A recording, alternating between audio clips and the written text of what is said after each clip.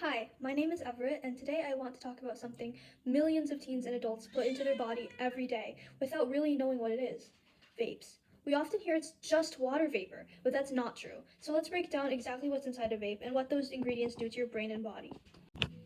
Inside almost every liquid vape, there are three main components.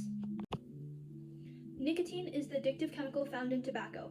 Many vapes contain as much nicotine as an entire pack of cigarettes in one pod. Solvents are usually propylene glycol and vegetable glycerin. These create the thick aerosol clouds. Flavoring chemicals are hundreds of different components, designed to taste like mango, mint, cotton candy, just about anything you can name. None of these were meant to be heated and inhaled deep into the lungs.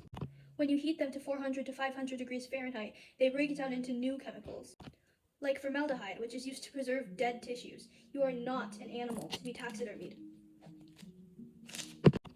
Nicotine hits the brain in about 10 seconds, and it grabs onto the receptors, the ones that control memory, attention, and learning. Then it flips the reward pathway into overdrive, releasing dopamine. Nicotine hits the brain in about 10 seconds. Then it grabs onto the receptors, the ones that control learning, attention, and memory. Then it flips the reward pathway into overdrive, releasing dopamine. For a developing brain, which is every brain under 25, this is a big deal. Nicotine makes those reward circuits rewire themselves so they expect that burst again. Research shows that vaping as a teen increases anxiety, depression, and attention issues. And because the dopamine spike is so fast and so sharp in vapes, it's much easier to get addicted than with cigarettes. Now, let's look at the lungs.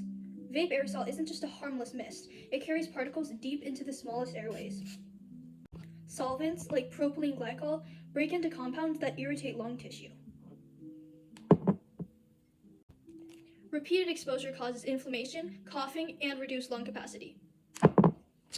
Remember that fake butter flavor you put on popcorn at the movies? That's diacetyl, and it's approved for eating but not for inhaling. When you take a hit off a vape, that fake butter flavor goes deep into your lungs, and your lungs have no way of getting it back out.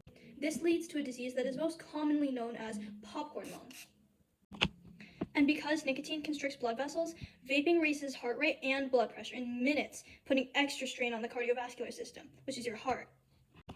Vapes may seem simple, but they are complex chemical devices that deliver high-dose nicotine and heated solvents deep into the lungs. Understanding what's actually inside of them and what they do to a growing brain and body helps us make informed choices. Science isn't just information, it's protection. My citations and sources are the CDC, NIH, NIDA, and peer-reviewed toxicology studies.